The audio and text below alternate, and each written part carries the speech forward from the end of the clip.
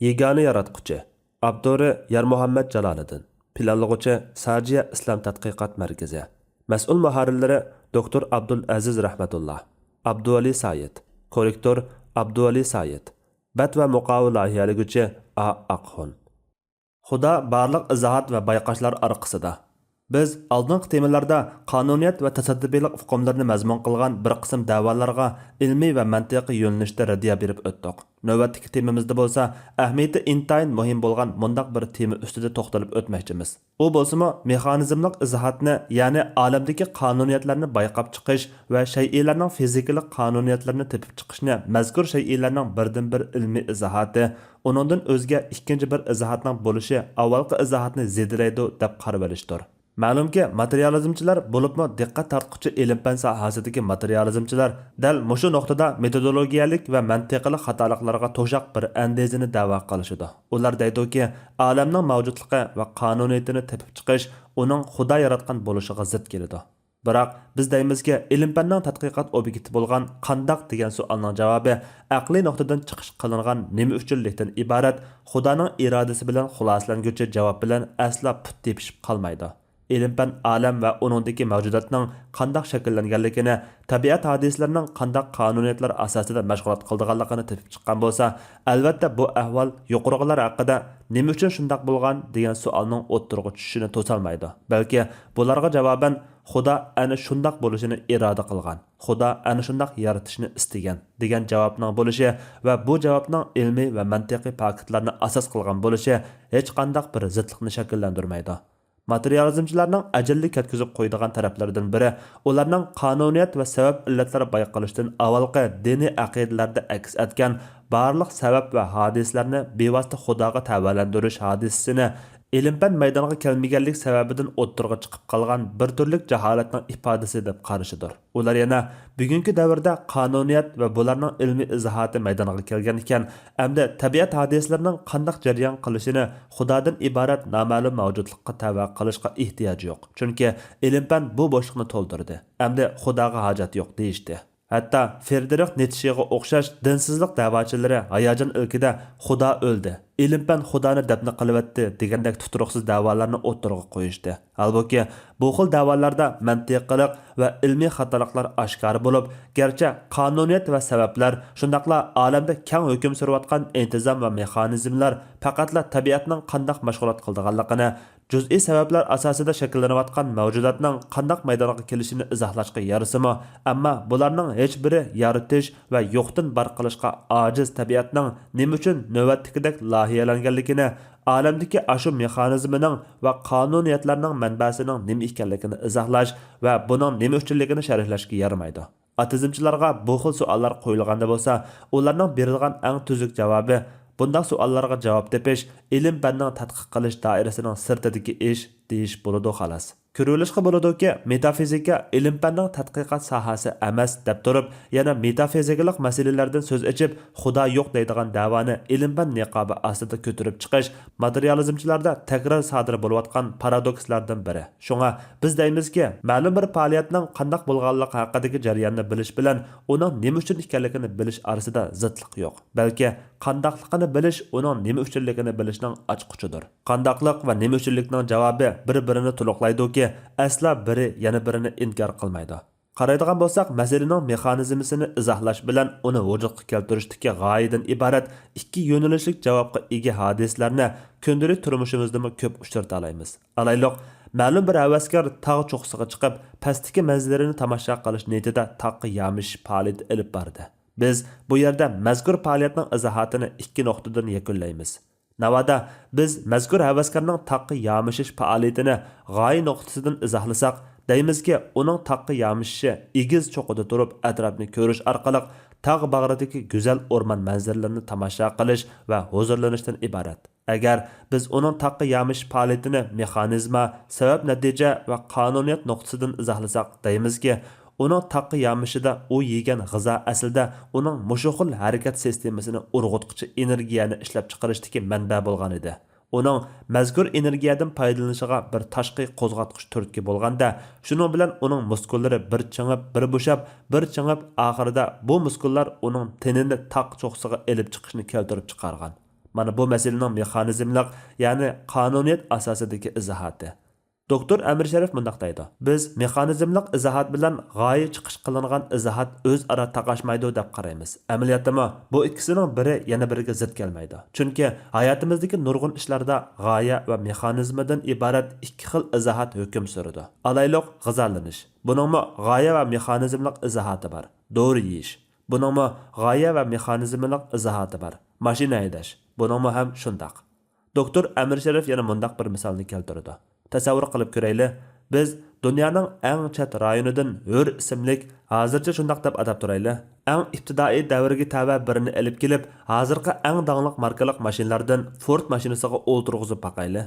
Hur eng cho'ng ehtimolda mashinani Henry Ford apandining ijodiyati deb aqida qiladi degan chog'imizda, balkim u ashu chog'dagi ibtidoiy tasavvurida o'ylashi mumkin. Bu mashina balkim Ford apandi bizdan norozi bo'lib qolmasa, o'ng'ay va bexatar holatda yaxshi mangdigan, navoda u darg'azabga kelsa kerakdan chiqadigan narsa bo'lishi mumkin. Keyin qarasak, u mashinsozlikni o'rganishga kirishib qoladi. U oxirga berib nihoyat ishkirlab tadqiqot qilgudak saviyaga yetdi-da, mashinaning harakatga kelishi aslida uningdagi ichidan yanadigan dvigatel orqali ekanligini, mashinani qo'zg'atish uchun cho'qim Henry Ford apandini motor ichiga bekitishning hech qanday zaruriyati yo'qligini bayqaydi. Acaba ichki dvigatelning bo'lishi, shundaqla motorning ishlashiga kerakli barliq ashyolarning tal bo'lishi mazkur Ford mashinani ijod qilgan Henry Ford apandining mavjud bo'lishini chatga qoqamdi. Acaba qonuniyatlik harakat qilayotgan motorning harakatining dvigatel orqali ishlayotganligini dastlab qilib, uning ijodkori Henry Fordni inkor qilish metodologiyalik va mantiqiy xatoga dassash emasmi? Ana shuningdek, materializmchilarmi o'zlarining koinotini hamda hayotlikni aktivlayotgan mexanizmlar va fizikalik ana prinsiplarni idrok qilganliklari tufayli olam va hayotlikni yo'qlikdan barliqqa keltirgan va loyihalagan Xudoga ehtiyoj qolmaganligini da'vo qilishganida ularmi dal mazkur xatolikqa petib qolishgan bo'ladi. Professor John Lennox bu xil misollarga o'z asarlari va leksiyalarida keng yer berish orqali materializmchilardagi bu turli xatoliklarga ajallik radiya bergan olimlardandir. U bu vaqtda mundaq deydi: Bu yerdagi negizlik kashila Atkins va Dawkinsga o'xshash ilmiy tafakkur qilayotgan qiyofatga kirib oladigan atizmchilarning tabiat dunyosini harakatga keltirib, uni kontrol qilib turayotgan mexanizmi bilan ashu mexanizmi orqasidagi apparat orasini farqlantirishga ojiz kelayotganligidan kelib chiqmoqda. Ular biz mexanizmining ichi teshini tushunib bo'lgan ekanmiz, demak uni loyihalagan texnik mavjud bo'lishiga kerak yo'q deyotgan chaqda falsafa tilida allaburun ig'ir darajada kategoriyalik xatolar sodir qilayotgan bo'ladi. Newtonni olib aytsak, u olamlik tortish kuchi qonuniyatini bayqagan chaqda men yulduzlar harakatini tushuntirib beradigan mexanizmini bayqab yetdim. Hamda uni loyihalagan Xudoning bo'lishi kerak emas demagan. Aksicha mexanizmini tushunib yetgan sari uningda mexanizmni ashu xil ravishda loyihalagan Xudoga bo'lgan hayronlik hassalab oshgan edi. Faylasuf Michael Pohl ma'lum hadisning ilmiy izohati bo'lishi bilan shu hadisni paydo qilguvchi hamda bu hadisning maydoniga kelishida maqsad g'oyaning bo'lishi o'rtasida hech bir zidlik bo'lmaydiganligini ta'kidlash bilan birga masalaning tugunining logikalik nuqtada ekanligini muayyanlashtirib mundaq deydi: Darvaqa, mexanizmga chetilgan sabablarning izohati bo'lishi bilan ashu mexanizmini barpo qilguvchining plani va uni qurishdagi maqsadiga munosabatli sabablarning izohati bo'lishi o'rtasida logikalik to'qinish mavjud emas. Bu mayli insoniy faoliyati bo'lsin yoki ilohiy faoliyati bo'lsin, hammasida o'xshash. Mohiyatini qaragan vaqtda bu Tangriga ishonish yoki ishonmaslik masalasi bilan munosabati bo'lmagan bir logikalik nuqtadir. Doktor Amir Sharif Michaelning yuqori qarashini qo'llab mundaq deydi: Shundaq, mazkur logikalik qoida insoniy ixtirolariga qanday tatbiqlangan bo'lsa, Xudoning ijod qilganlariga aynan tatbiqlanadi. Balki bu aksiyomlashgan va aqlga uyg'un keladigan prinsipdir. Bu sizning dindor yoki atizmchi bo'lishingiz bilan aloqasi yo'q.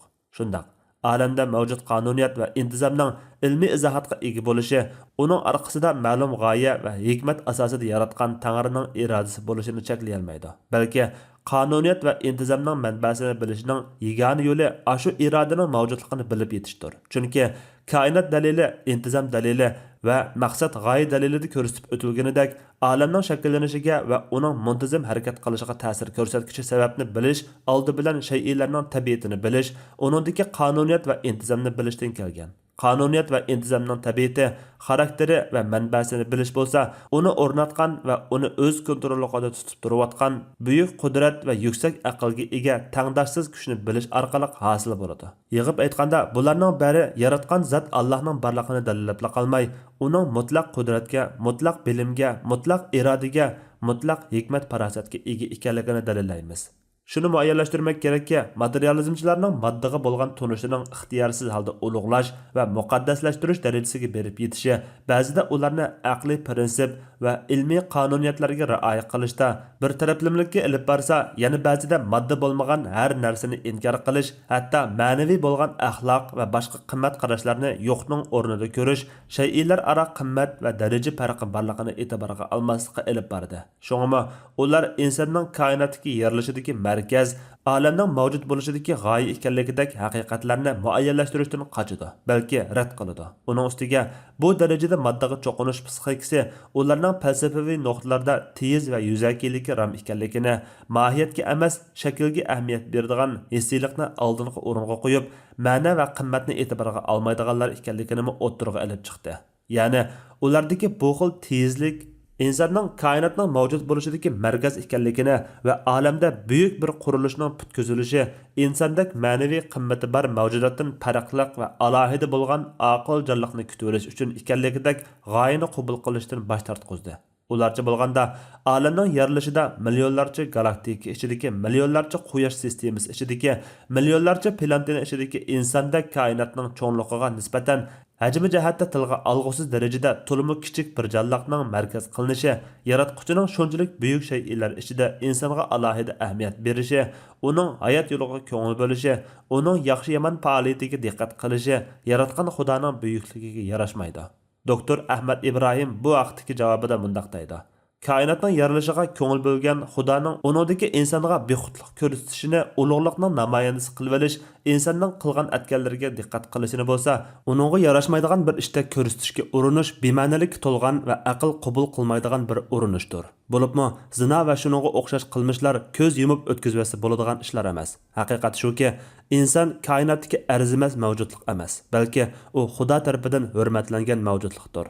Ulug'liq yoki tuvanlikni moddiy tarozida o'lchash ochiqdan ochiq aqlsizlik. Chunki yaxshilik, odamiylik, axloq fazilat, go'zallik, adolat qatorliqlar inson hayotida o'z oldiga qimmatga ega. Navada biz bu qimmatlarni moddiy taroziga silib turib, uzunligi, to'g'risi, ig'irligi asosida baholaymiz deb qolsak, bu qimmatlarning hech biri koinotdagi biror zarrachalik narsachilik taroziga o'ltirmaydi. Shay'larni tugal moddiy o'lchamda baholab taqqoslashqa, uning qimmatini nuqul moddiy taroziga sundirib qiyos qilishga ko'nik bu xil materializmcha ong egallarining tafakkur jihatdan bu qadar tezligi ularning qimmat qarash jihatdagi yo'qsizligining kutilmagan darajada yuzaki ekanligini ko'rsatib berdi. Shay'ining hajm, ig'irlik yoki yeniklik, cho'ng yoki kichiklik qatorliq jihatdagi farqning uning qimmatiga yuksakligiga ta'sir etadiganligini da'vo qilish bosqichiga berib qilishi mumkin. Materialistik ongning ularning tafakkuriga naqadar cho'nqur iz qoldirgan va yiltiz tartib kelganligini aks ettirib berdi. Doktor Haysam materializmchilardagi bu xil tezlik haqida to'xtalib mundaq deydi: Ko'plagan materializmchilar koinotning g'oyat zo'r cho'nligi, yer sharining yoki insonning olamga nisbatan jo'g'i kichik bo'lishi masalasi orqali kallani qaydirmoqchi bo'lishadi. Albatta, bu shay'ining cho'ng kichikligining insonning markaz masalasida ta'sir ko'rsatadi degandan iborat dialektlik farazdir. Ammo bu farazning hech bir fakti asosi yo'q.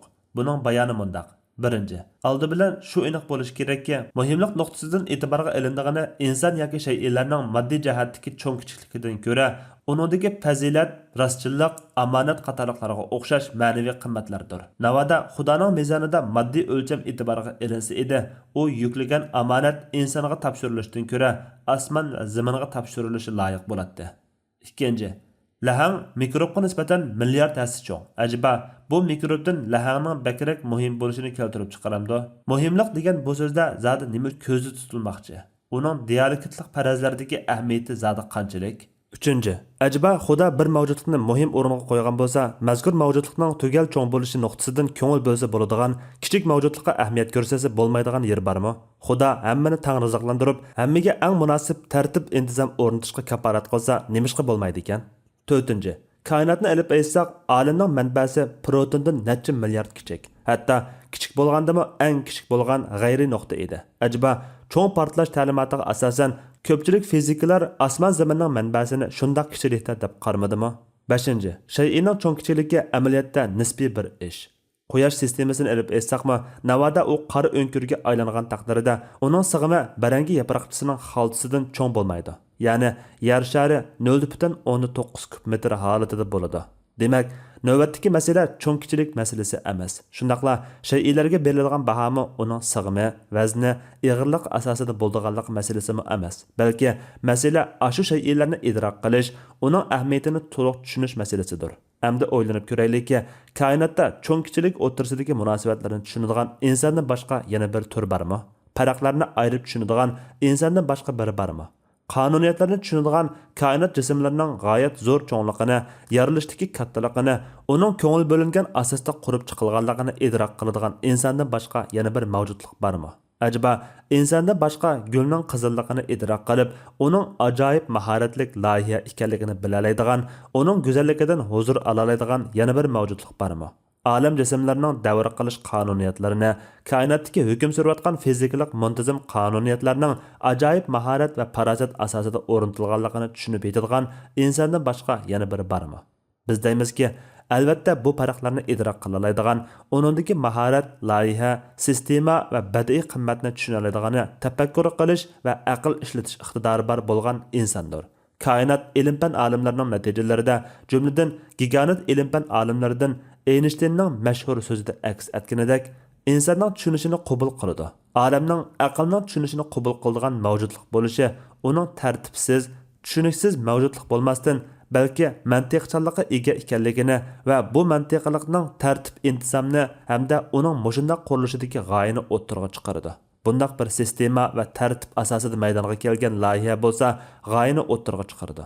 G'oya bo'lsa, bularning hammasining Xudo parasti, irodasi va hikmatining mahsulidan boshqa narsa emasligini dalillaydi. Demak, bu qadar tushunish istalgan, yana kelib buni mavjudotlar ichida insonning tushunishi hamda uning qimmatini tunib yetishi mumkin bo'ladigan bu koinotning insonni markaz qilganligi intayin mantiqliq va aqlga uyg'un masaladir. Mana bu asosda olamni yaratishdagi g'oyaning insonni markaz qilish ekanligi texmi ro'shanlashadi. Shundaqla buning orqasida ibodatning eng yuksak va ulug'vor martabasi bo'lgan qudratlik, hikmatlik va mahoratlik yaratquchi bo'lgan Allohni haqiqiy tunishdan iborat olamni va uningda insonni yaratish orqasiga yoshirilgan hikmat g'oyaning aqlga uyg'un ish ekanligi aydonlashadi. Ba'zilar olam yaralgan bo'lib, uning mexanizmisi allaqachon o'zini o'zi idora qilib ketalaydigan, buzilishga yo'l qo'ymaydigan qonuniyatlar bilan puxtlangan bo'lsa, amdilikda Xudoning bar bo'lishining roli nada qoldi? Xudoning nima zaruriyati qoldi deydi. Mana bu qarash qadimda Aristotel va uning yo'lini tutib kelgan faylasuflarning Xudo olamni yaratib, uningga qonuniyatlarni o'rnatib bo'lib, arqadan o'zining buyukligi va ulug'ligiga yarashadigan ishlar bilan aldirash bo'lib ketgan deydigan qarashining yana bir varianti. Bu xil qarash natijasida ular Xudoni maxluqotidan ayirib etgan va Xudoni hayotimizda hech qanday ahamiyati va roli qolmagan bir narsa sifatida qabullangan. Kunimizda bo'lsa o'zlarini tabiat dini, ya'ni deist deizmchilar himoyachilari nomida tunishtirishgan bir turkum sekularizmchilar mazkur da'volarni yangi fasonda maydonga elib chiqishmoqda. Bu o'z navbatida Xudoning yaratganligini e'tirof qiladigan, ammo uning rizq berguvchi, himoya qilguvchi va gunohlarni mag'firat qilguvchi ekanligiga chin putmasdan Xudoning xudoligiga sherik izlash va yoki arada xudolik tang vositachi izlashda ko'p xudolik aqidasidagi ayni davr Quraysh mushriklarining ahvolini eslatadi. Ularmi olamni Xudoning yaratganligiga chin putadi-yu, uning rizq berguvchi, hisob olguvchi ekanligini chatga qaqshatdi. Tuvandagi oyatlar bu nuqtani eng ro'shan shaklda bayon qilib bergan bo'lib, Qur'on Karim bu vaqtda bunday deydi: Agar sen ular, ya'ni mushriklardan osmonlarni va zaminni kim yaratdi deb so'rasang, ular cho'qim Alloh deb javob beradi. Luqman surasi 27-oyat. Va yana ular hayot degan faqat dunyodagi hayotimizdir. O'limiz va tirilimiz, ya'ni tug'ilimiz faqat zamonning o'tishi bilan yo'q bo'limiz deydi. Jasiya surasi 24-oyat. Agar sen ulardan o'zlarini kimning yaratganligini so'rasang, ular cho'qim Alloh deydi. Zuhruf surasi 87-oyat.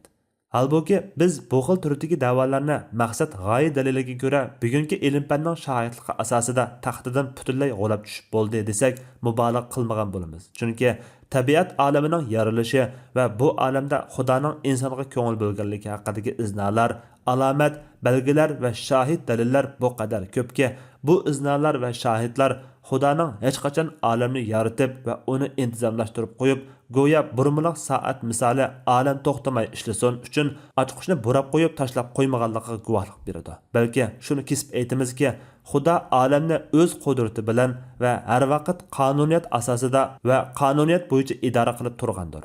Olamning yaralishi va hayotlikning mavjud bo'lib turishi orqasida shundoq bir katta hikmat borki, mavjudlikdagi hech bir narsa behuda va uqishmay yaratilib qolgan emas.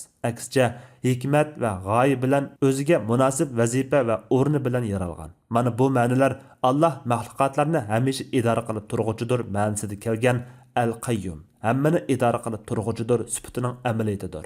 Tuvandagi Qur'oniy bayonlarimi bu ma'noni ta'kidlaydi. Alloh har vaqt bir ish bilan bo'lib turadi. Rahman surasi 29-oyat. Parvardigoring ularning qilgan ishlaridan g'ofil emasdir. An'am surasi 132-oyat. Parvardigoring qilayotgan ishlaringlardan g'ofil emasdir. Hud surasi 123-oyat. Doktor Amir Sharif mundaq deydi: Shubhasizki, Xudo mavjudotni uzluksiz qonuniyat asosida va qonuniyat vositasi orqali idora qilib turadi. Tartish kuchi qonuniyatini olib aytsak, tartish kuchi o'zligidan ishlamaydi. Balki Xudo uni har lahzada uning kuchini asliga keltirib turadi. Bu xil ahvol boshqa barliq qonuniyatlardami o'xshashdir. Navoda Xudo mavjudotni izchil shaklda idora qilib turmaganda edi, tartish kuchi va boshqa kuchlar hamda tabiat qonuniyatlari qo'shilib xizmatdan to'xtagan bo'ladi. Balki tabiat o'zini o'zi vayron qilib tashlaydi. Amaliyotda Alloh har lahzada va izchil tarzda tabiat orqasida, tabiat qonuniyatlari orqasida uni idora qilib turadi. Yuqoriqilardan ko'rilishga bo'ladiki, olamni idora qilish qonuniyat orqali bo'lganidek, qonuniyat orqali idora qilishmi Xudoning o'z ixtiyoridagi tanlashi jumlasidandir. Chunki Alloh xoliganini yaratadi, xoliganini tanlaydi. Qasas surasi 68-oyat. Shundaqla u xoliganini qilg'uchidir. Buruj surasi 16-oyat. Diqqatga sazovor yana bir muhim nuqta shuki, Xudoning koinotdagi idora qilish faoliyatining qonuniyat asosida va qonuniyat bo'yicha ekanligi ro'shan haqiqat bo'lishiga qaramay, ko'pincha diniy nuqtai nazarchilar Xudoning faoliyati bilan ilm-fan orasini zidlashtirish orqali ilm-fanning diniy haqiqatlarni ochib berishdagi roliga sal qarasa, yana nurg'un ilm-fanchilar diniy bayonlarning ilm-fan bayqashlariga mos kelmaganlik bahonasi bilan uni qora quyuq inkor qilish va buni dindorlarni munozirada qistashning vositasi qilib olish hodisasini paydo qilmoqda. Buningda har ikki tarafning Xudoning faoliyati bilan qonuniyat orasidagi munosabatni xato tushunish bo'libmi, buningda diniy bayonlarni mujmal va tutuq tushunishdek savolliklar ig'ir bo'lmoqda. Amaliyotda Xudoning yaratish va paydo qilishda tutgan yo'li qonuniyat bo'yicha yaratish va qonuniyatni asosiy o'rniga qo'yish bo'lib, albatta bu yerda Xudo hech bir qonuniyatga boqmasdan bevosita o'z irodasi bo'yicha yaratgan va barliqqa keltirgan holatlar ham bor. Masalaga yana ichkirlasak, Qur'onda nurg'unlagan oyatlarda qonuniyat turtkisida yaralmish maxluqotlarni Xudoga bevosita tavalandirish keng qo'llanildi. Yana Xudoning ma'lum narsani yaratishdagi yo'lini yaral degan buyruq bilan tang darhol yaralish maydoniga kelib bo'ladi deyiladi. Ammo reallik va ilm-fan mazkur oyatlarning amaliy uyg'unlangan holatini izohlamoqdaki, yaral degan buyruq asosida yaralgan mavjudotlarning to'lisi talay vaqt va taraqqiyotni boshdan kechirgan. Ya'ni tabiat qonuniyatiga bo'ysungan. Shunga Allohning yaral degan amrining tabiat dunyosida vujudga kelishi u o'rnatgan tabiat qonuniyati doirasida bo'lishimi o'z navbatida Qur'oniy mavqega zid kelmaydi. Balki Qur'on mazkur nuqtai nazarni o'z oyatlarida o'tirg'a qo'yadi va qo'llab-quvvatlaydi. Qaraydigan bo'lsak, Qur'onda osmon va zaminning yarilishiga belgilik vaqt ketganligi, inson avlodining hayotlikka kelish uchun bosqichma-bosqich ona qarnida ma'lum kechirmishni boshdan o'tkazganligi qatorliqlar bayon qilingan. Demak, Xudoning shay'larni qonuniyatlar doirasida yaratadiganligi bir reallik va haqiqatdir. Doktor Amir Sharif mazkur nuqtai nazarni izohlab mundaq deydi: Shubhasizki, Alloh o'zining koinotda elib boradigan faoliyatini tabiat qonuniyati va tabiatda mavjud quvvatlar asosida elib berishni iroda qilgan. Biroq materializmchilar albatta bular orasida bir qism dindorlarmi bor. Allah biror shayni yaratishni iroda qilsa, uningga vujudga kel deydi-da, u vujudga keladi degan so'zini loyiqida tushunmay qo'yishdi. Ular vujudga kel deydi-da, u vujudga keladi deganlik Xudo har ishga bevosita aralashadi. Qonuniyatning va sabab natija munosabatining yaratish ishida roli yo'q deganlik bo'ladi deb o'ylab qolishdi. Halbuki Allah Qur'onda talay o'rinlarda o'zining sabab qonuniyatlar asosida faoliyat qilganligini bayon qilib o'tadi. Masalan, Qur'on Karim Allohning o'simlikni yaratishda suvni vosita qilganligini oz deganda bu 7 o'rinda tilga olib o'tadi. Ajaba Xudo o'simlikni bevosita buyruq bilan yaratishga qodir emasmidi? Hayotlik uchun yer sharidan iborat bu sahnani hozirlashning o'zigami 10 milliard yil vaqt ketdi. Har birimizning dunyoga obrida bo'lish uchunmi oldi bilan ota-onamizning to'y qilishiga, bizning onamizning balyatqosida 9 oyni boshdan kechirishimizga to'g'ri keladi. Mana bu va buningdan boshqa tabiat qonuniyatlariga bo'ysunadigan talaylagan ishlar shubhasizki ashu vujudga kel amri bilan vujudga kelgan. Yuqorqi bayonlar garchi olamda yaratish va yaralish jarayonlarining reallikda qanday yuz berdiganligining tasvirini sizib bersimi, albatta bu tushunchalar gezi kelganda Xudoning sabab va qonuniyatni buzgan holda ashu vujudga kel amri asosida shu lahzaning o'zidan maydonga kelishini rad qilmaydi. Balki bu yerda Xudoning yaratishida qonuniyat asosida yaratish, shundaqla qonuniyat sababidan ayrim holda bevosita yaratishdan iborat har ikki xil qudrat iznalari mavjuddir. Oyatdagi vujudga kel so'zi bilan Qur'onning Allohning xohlagancha yaratadiganligi, yaralish jarayonining qonuniyat asosida bo'lganligi qatorliq bayonlari Allohning qudratining uning istiki va irodasi bo'yicha moddiy dunyoda ko'pincha holda qonuniyat asosida yaratgan bo'lsa-mu, ammo bu uning qonuniyat va odatdan tashqari ish qilishiga to'salg'u emasligini, xolisa yaratishda o'zi bevosita yaratib qo'l tiqadiganligini uqtirib berdi.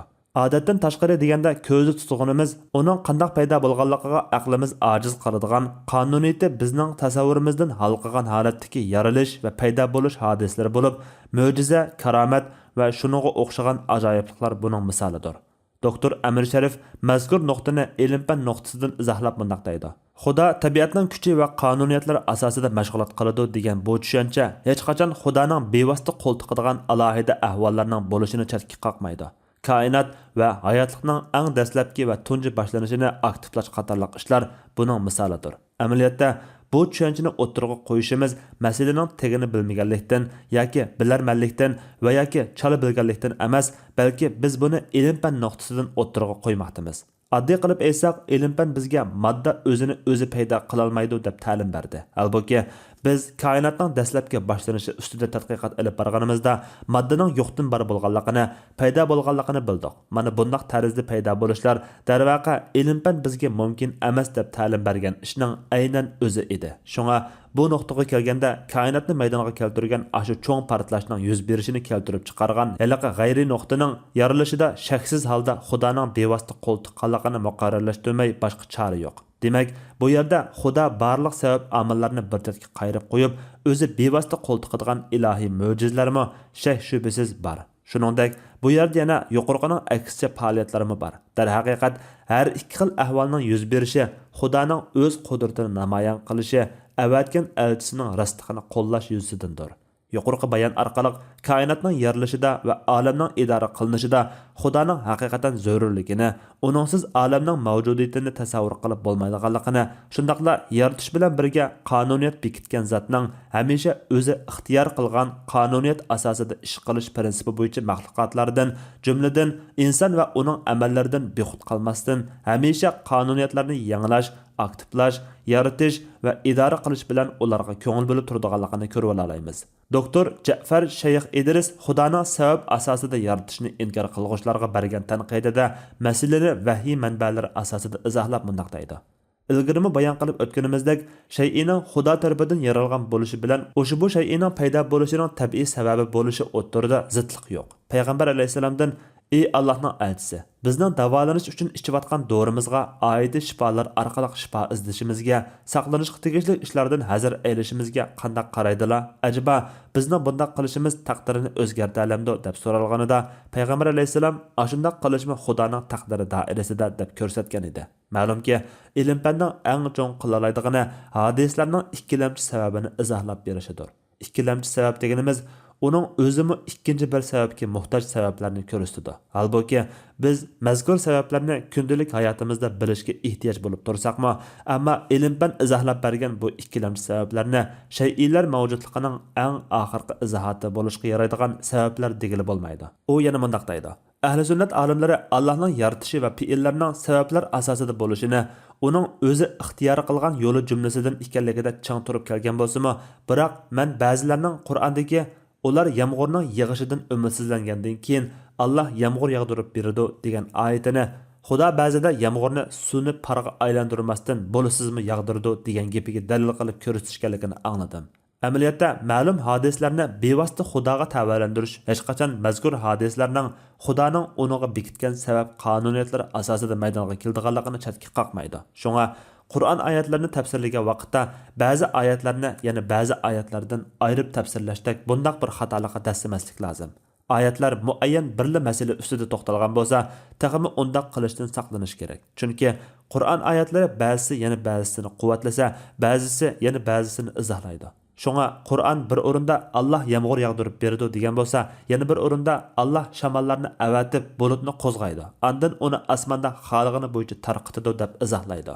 Shundoq, shubhasizki Alloh shay'larni mazkur oyatda kelgan sabablarsizmi yarata oladi. Albatta, u yana bir navbat sabab bilan yaratsa, yana bir navbat sababsiz yaratishga hamda izchil sababsizlik yarataverishga qodir. Ammo bu yerda Xudoning qudrati ayrim masala, Xudoning reallikda tutgan yo'li ayrim masala bo'lmoqda.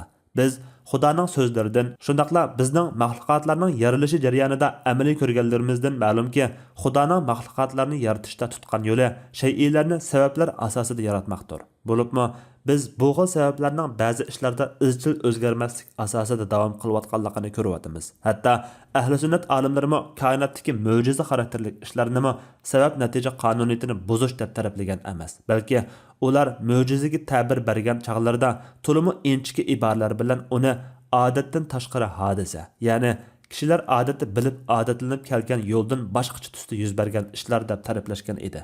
Bundoq deyishda, darvaqa Alloh mo'jizani kishilar odatlanib kelmagan boshqa sabablar asosida paydo qiladi deganlik ko'zda tutilgan.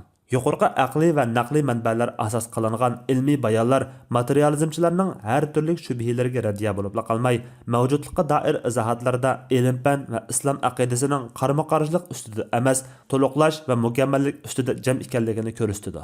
Shundaqla bu bizga mundaq bir o'rtaq qanoatni elib keladi. U bo'lsa-mu, xuddi doktor Amir Sharif aytganidek, ilm-fan o'rlagan har bir baldaqda koinot dalilining to'g'riliqi, shundaqla maqsad g'oya dalilining ilmiy asosining ajoyib bir shaklda sog'lom ekanligi ta'kidlanib maqdi hamda kuchaydi. Bu vaqtda shundaq deya olamizki, Nyutonning harakat qonunidan Eynshteynning izohatidagi massa va energiya orasidagi munosabatga qadar, shundaqla bulardan toki kvant fizikasidagi atom o'rab turgan eng kichik zarrachalarning faoliyatiga qadar hamda DNAning qurilmasidan meni hujayralari va uning haqida yeshilib menayotgan sir asrorlarga qadar barliq ilmiy natijalar Xudoning mavjudiyatining dalil isbotlarini va uning insonga ko'ngil bo'lishda naqadar ulug' va kattaligini eng chunqur shaklda va har taraflama namoyon qilmoqda.